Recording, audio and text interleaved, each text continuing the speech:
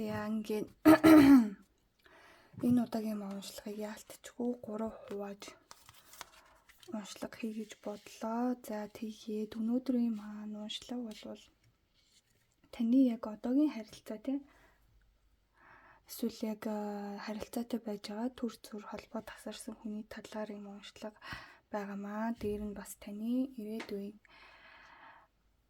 2 дугаар сард шинээр учрах учрал юу байна вэ гэдэг тал дээр уншлага хийж байгаамаа. За тэгээд энэ бол ингээд сонголтынхоо хүзрүүд байна. За эхнийх бол Magnolia. За тэгээд Daffodils and Primrose. За тэгээд 2 дугаар групп рүү орё. Ерөнхийдөө бол би эхний групп дээр бол эхлээд жоох юм ярьсан байгаа. За 2 3 дугаар группээ ялтчгүй тусад нь оруулахар шийдсэн учраас ингээд шууд 2 дугаар группийн уншлага руу орё. За таны яг тэр холбоотой эсвэл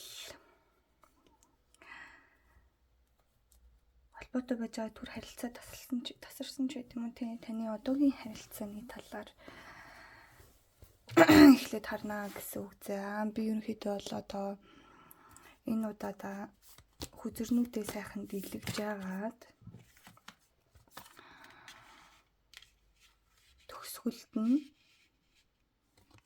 сайхан бүгдийг тайлбарлаад явчих гэж бодож байна. Тэгэхгүй бол заримдаа дундуур нь нэг одоо юм хийж явахдаа сонсож байгаа хүн байлаа гэж бодоход дундуур нь тасалтаад ч юм уу тий. Гээд хүзэр анхаарал төвлөрөхгүй дундуур нь нэг асуулт асуучаал дахиад хүзэр холиол идэг ингэж яагаар нэг мөсөн сайхан бүүнд нь холж жагаад хүзэр холилтын хэсгийг алхасмаар байгаа хүмүүст зориулаад ерөнхийдөө иймэрхүү арга барилаар хий гэж бодож байна.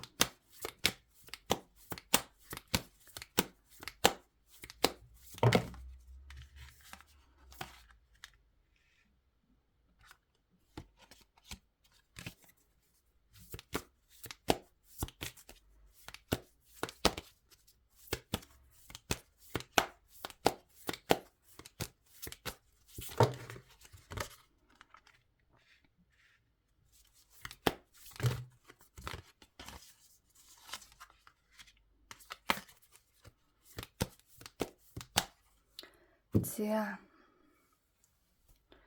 иймэрхүү үзүүрнүүд гарч ирлээ. Одоо тэр хүний зан арын шин тий астрологи талаас нь хүзэр татая.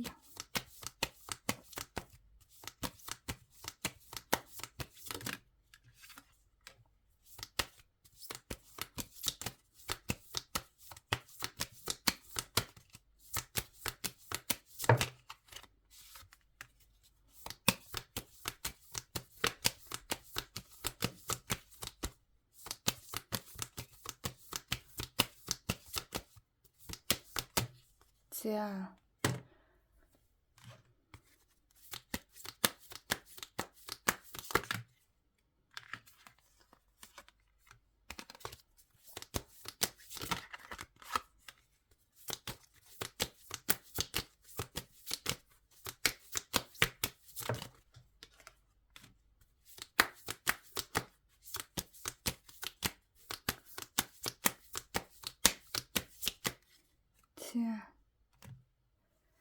nature order.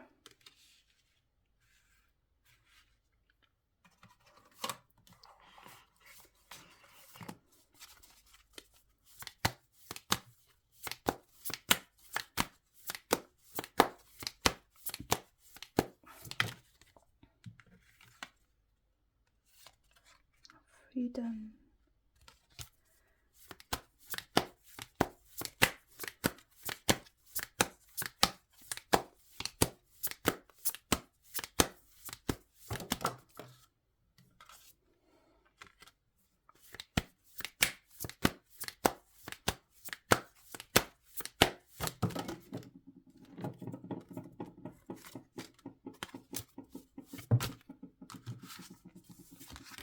Тоох энэ удаагийнх дээр энэ цэцгийн хөзөрнөөс маш их хөзөр бууж байна. Тоох юу болоод байна?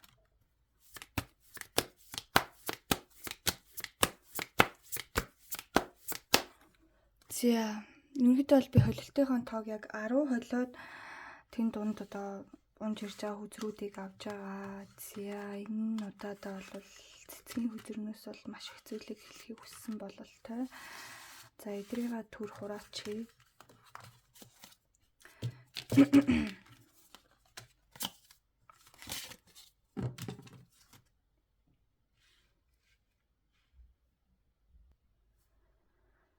За, энэ хүн уншлага маань бол энэ хүн эхэлж байна.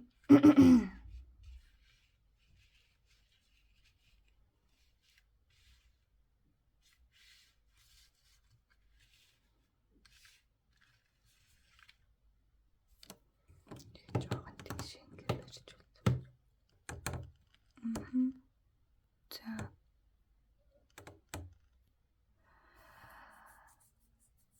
Энэ харилцаан дээр бол хоёрын одоо харилцаа бие биендээ хандж байгаа хандлага, бие биенээсээ олж харж байгаа зүйлс шууд утгаараа биш, яг харагдаж байгаа шиг биш. Тэр хүн танд ямархуу хандлага гаргасан те, тэрийг бол та яг байгаагаар нь хүлээж авах хэрэггүй. Яг шууд утгаар нь магадгүй тэр хүн тантай холбоогоо тасласан ч гэдэм үү, эсвэл тэр хүн тантай муухай харьцдаг ч юм уу. Эсвэл танд гомдоох үгүүдийг хэлсэн байж болно. Эсвэл та бас нөгөө хүндээ тийм зүйл гаргасан байж болно. Та хоёр гэхдээ энэ харилцаан дээр илүү гүн талт санааг нь харуул их зүгээр харагдаад байна. Энэ харилцаан дээр яг ил өрнж байгаа зүйлс гэхээсээ илүү далд байдлаар илэрч байгаа буюу та хоёр яг хичнээн бие биендээ хандж байгаа хандлага зан гаран шин ямар ч үж болно. Гэхдээ далд хэмжээнд яг цаад утга санаандаа бол та хоёр бие бинийгээ арай өөрөөр мэдэрдэг те. Яг тантай хандж байгаа хандлагаар энэ хүнийг дүгнэж хэрэггүй гэсэн. Энэ харилцааг бас цаашдаа ямар байхыг яг одоогийн байдлаар нь дүгнэж хэрэггүй. Энэ бол харилцаанд ил зүйлүүдийг та олж харж яг танд өгж байгаа зүйлийг, тохиолдсон зүйлсийг байгаа байдлаар нь харах гэхээсээ илүү цаашаа ухаж ойлгох зүгээр байна.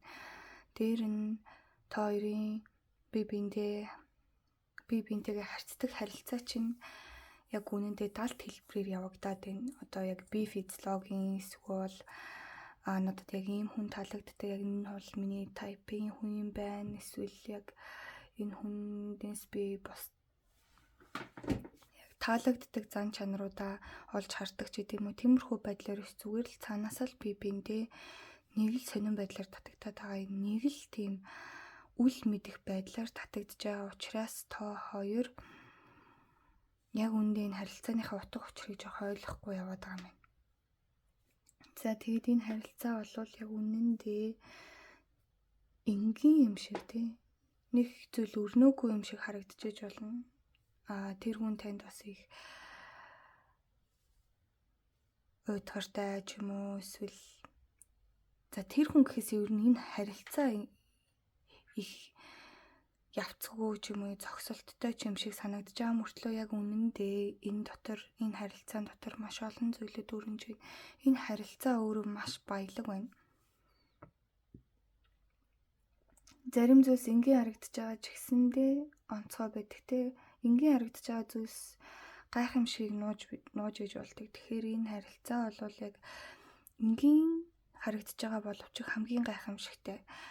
Дээр нь та энэ харилцаан дээр хамгийн ойлгомжгүй байгаа зүйлүүд дээр илүү анхаарлаа хандуулах хэрэгтэй. Таны яг энэ харилцаан дээр ямар хандлага та гаргаж байна. Тэгээ энэ харилцаанд энэ хүнтэй харилцаж явах явцдаа ч гэдэм үү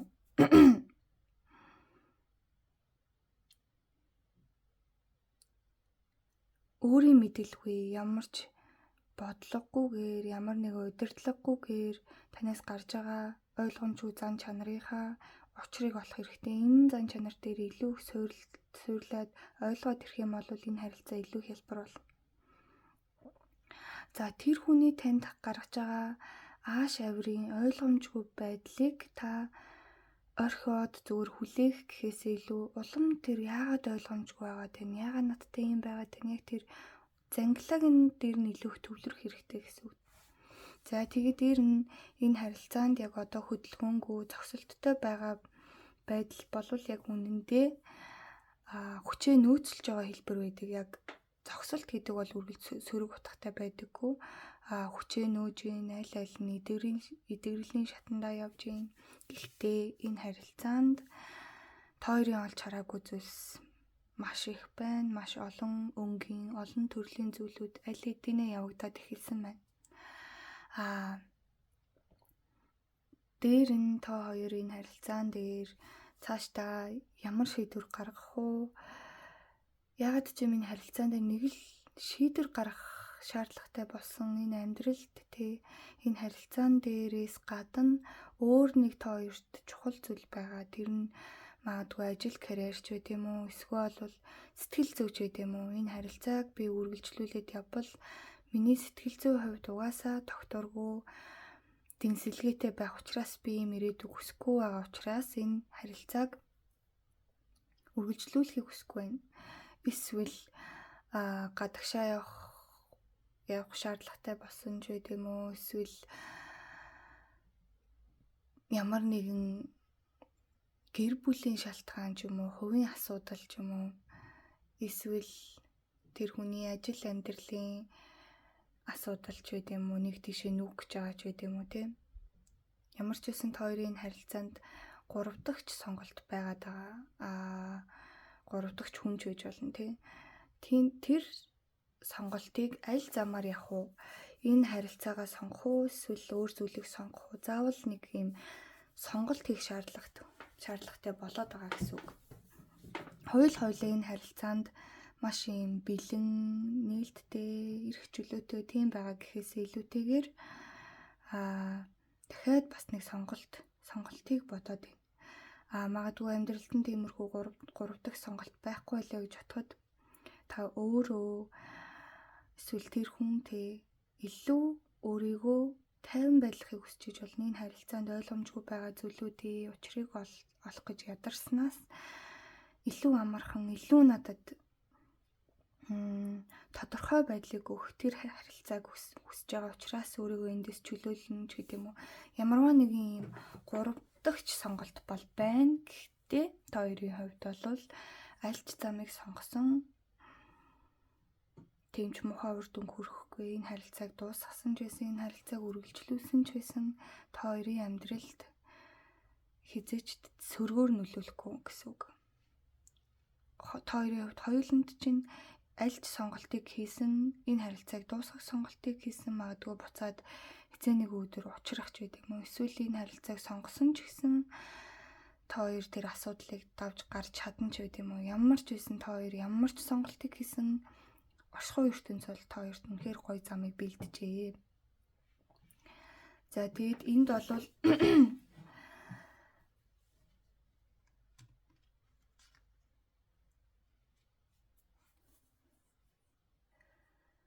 та их хамаг сэтгэлээ зориулсан байна.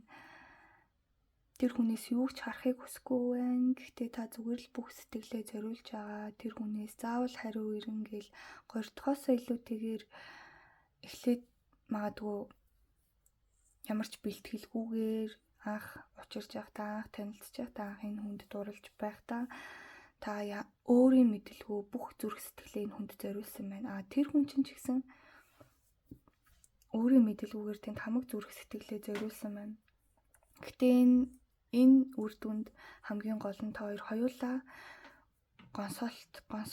гонсолтыг мэдэрсэн байна нөгөө хүнээсээ. Нөгөө хүн нь яг тэр яг зориулсан тэр сэтгэлийнх нь хариуд гомдоосон аль нь бие биендээ хамаг зүрх сэтгэлээ зориулсан, ямар ч хариу харахгүйгээр зориулсан боловч нэгээ зөрүүлээд гомдоосон гэж харагдаад байна.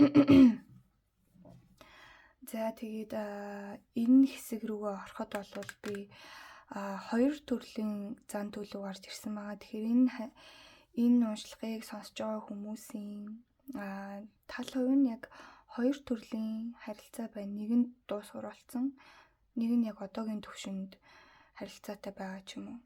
Эсвэл яг ийм хоёр зан төлөвтэй нэг хүн байх боломжтой. За, эхний төлөв нь бол эхний зан авир бол харилцаан дээр ерөнхийдөө хариуцлагаас аливаа нэгэн зүйл дээр хариуцлагаас зугтахыг хүсдэг, бага насндаа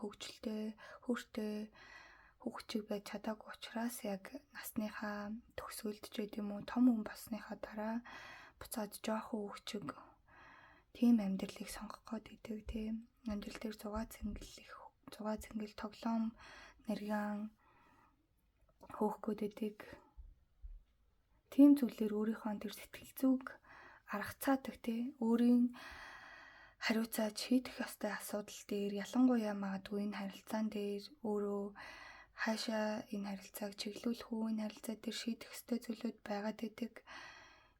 Гэтэл энэ хүн зүгээр л өөрийгөө тоглоом юм уу, зугаа цэнгэл найз нөхдөөрөө аргацааж юм. За нөгөө зан төлөв буюу эсвэл нөгөө хүн нь болохоор нэг бол гарч ирээд байжснаа, нэг бол алга болчдөг. Ерөнхийдөө зан төлөвийн хувьд тогтворгүй танд маш их юм онцгой мэдрэмжийг төрүүлээд таныг өөртөө маш их татж байгаа мөртлөө яг холбогдсон юм шиг мэдрэмжийг өгсөн мөртлөө заримдаа гинт алга болчдөг. Тэр нь бас л зүгээр найз нөхдөгөө гээд явсан зүйл байх нь их байдаг. Ихэвчлэн найз нөхдийг эмэгтэй хүний харилцааны түрүүнд тавьдаг. Осын харилцааг үргэлж хоёрт тавьдаг гэсэн үг. За нэг ийм хоёр төлөв байна. Дээр нь таны одоо энэ харилцаан дээр ерөнхийдөө осын харилцаан дээр байгаа энерги чинь бол хамгаалалтгүй байна гэсэн үг. Энэ одоо энэ хоёр зан арын шин байна. Энэ бол хоёр зан арын шин нэг хүнд байж магадгүй. Гэхдээ энэ хоёр төрлийн тусдаа хүн байж магадгүй. Танд хоёр сонголт байгаа ч үгүй тийм үү? Аль альнаас нь та өөрийнхөө энергийг, өөрийнхөө сэтгэлийг хамгаалах хэрэгтэй байна. Та ерөөсөө ямар ч хамгаалтгүйгээр тэр хүний аясаар тэр хүнийг холбоо бариул холбоо бариад, холбоо барихгүй бол тэгээд эсвэл та төрүүлж юм бичдэг ч гэдэм үү. Ямар ч үсэн та энэ хүнээс бол хамгаалтгүй байдалтай байгаа. Энэ хүн бол таныг яаж ч болно гэж бодоод байгаа ч гэдэм үү. Ямар нэгэн танд энэ дээр хэл хязгаар тавих зүйл хэрэгтэй байна. Та би энээс цаашаа болж чадахгүй гэдэг ч юм уу тий. Яг өөрийгөө илүү хайрлах ч гэдэм үү. Ямар нэгэн байдлаар энэ харилцаан дээр өөрийгөө хамгаалах зүйл хийх хэрэгтэй. За дээр нь энэ харилцаан дээр та толгоогоо гашлагаад төрүүлж үйлдэл хийгээд буцааж авчрахыг хүсээд заавал өөртөөгөө хамт байлгахыг хүсээд энэ харилцааг заавал бүтээхийг хүсээд ингээд хамаг эрүүл мэндээ чохроогоод маш их энерги алдаад ядарсан ч гэдэм үү. Сэтгэл зүй болон бие махбодын хувьд бол та маш их ядарсан байна. Энэ хүнийг буцааж олж авахын тулд магадгүй тэрнээс болоод хамгаалтгүй болсон байх. Тэгэхээр энэ харилцаан дээр хариуг нь л хүлээх хэрэгтэй. Ерөөсөө л цаг хугацаа өгөх хэрэгтэй. Энэ харилцаанд яг яг бүх зүйл бүрдээд тохиромжтой үе ирэхэд энэ харилцаа нэг тийшээ болох нь тодорхой. Тийм учраас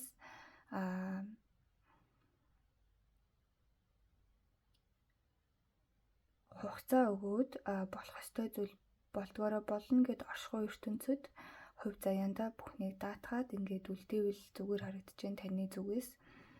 За энэ хугацаанд яах вэ гэхээр амьдралаа дахиад ресет хийнэ гэсэн үг. Дахиад өөрийгөө шинчилж, дахиад компьютерыг унтраагаад дахиад шинээр асаах тий рестарт хийх хэрэгтэй нөөрийнхөө амьдралд.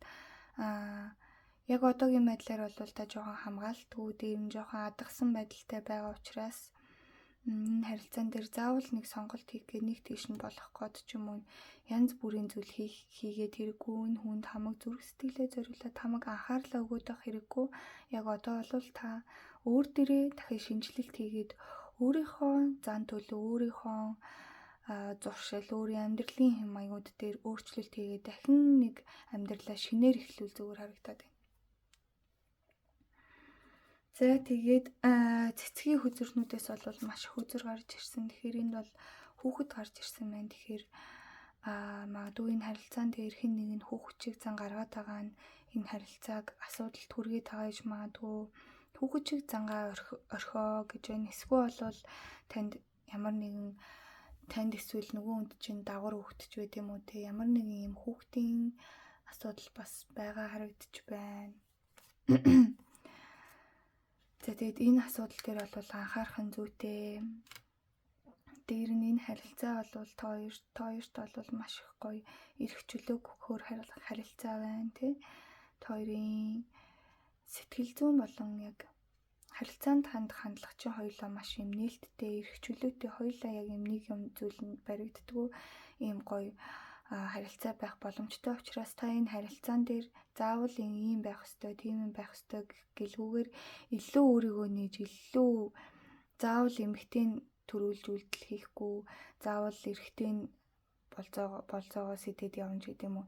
Янз бүрийн нэг тиймэрхүү юмд баригдталгүйгээр дандаа нэг уулзж явах ёстой, дандаа юм бичиж явах ёстой ч гэдэм үү. Тиймэрхүү ямар нэгэн уламжлалт зүйл баригдталгүйгээр илүү чөлөөтэй байгаа. Тэгээ өөрийнхөө яг сэтгэл мэдрэмжийг сонсоод өөрөө энэ харилцаан дээр ямар үйлдэл хиймээр байгаа. Өөрөө та энэ харилцааг яаж авч явмаар байгаа. Ямархуу хариу үйлдэл үзүүлмээр байна гэдэг талууд дээр бас анхаарах нэ. За дээр нь тэгэхээр та өдөр тутмынхаа эрүүл амьдралын хэм маяг тэг өдөр тутамд танд хэрэг болдог дадал зуршлууд, давтагддаг зүйлүүд таныг илүү эрүүл, илүү аз жаргалтай, илүү үсгэлэнтэй, илүү амжилттай байлгаж чадах тэр өдөр тутмынхаа зүйлүүд дээр илүү анхааруул зүгээр байна. За тэгээд би бом өөрийнхөө тийм амьсгалын замын холбоотой танд ийм өвчин үсгээд их магадaltaй учраас ерөнхийдөө ус сайн уух хэрэгтэй байна. Дээр нь сэтгэл санаагаа тайван байлгах хэрэгтэй байна. За тэгээд дээр нь зоригтой байгаад өөрчлөлтийг хийх хэрэгтэй гэж байна. Танд бол яг одоо ингээд энэ харилцаанаас болоод ч гэдэм үү яг өөрийгөө нэг газар гацаацсан яг өмнө нь харилцаантаа яаж ханддаг байсан яг энэ харилцаан дээр бас тэгж хандах гадах тал байгаа учраас ерөнхийдөө тиймэрхүү зүйлүүд дээр та зоригтой өөрчлөлт хийхэд гэмгүй. За дээр нь хүсэл мөрөөдөл зорилгын төлөө илүү одоо явбал зүгээр энэ хугацааг ашиглаад тий энэ үе бол таныг яг харилцаан дээр анхаарах гэхээсээ илүүтэйгээр өөрийнхөө хүсэл мөрөөдлийг биелүүлэх тэр алхам руугаа яваад тийшээгээ хамаг анхаарлаа өгөөд урагшлах тэр урам зоригийг өөрөөсөө асаагаад тийшээгээ тэмцээд ингээд үйл хөдлөл аваад явбал зүгээр харагдаад байна. За тэгээд энэ хүртэл ингээд энэ уншлага маань өндөрлөж байна. Нэмэлтээр болохоор мэдээж шинэ харилцаа энэ 2 дугаар сард ямар шинэ харилцаа байна вэ гэдэг талаар уншлага орох байгаа. За тэгээд энэ хүртэл сонссон та бүхэндээ маш их баярлалаа. Дээр нь миний данс руу donation илгээж болно шүү. Donation бас илгээсэн хүмүүстээ маш их баярлалаа.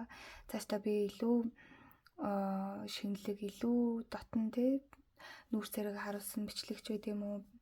Ямарваа нэгэн гоё эдгэрлийн, бясалгалын бичлэгүүд ч байд юм уу? Гоё зүйлүүдийг цаашдаа хийхийг төлөвлөж байгаа учраас та бүхэн минь бас donation илгээвэл би цаашдаа илүү их урам зоригтой болох болно. Илүү гоё зүйлүүдийг та нарт хүргэх гэж бас хичээх болно.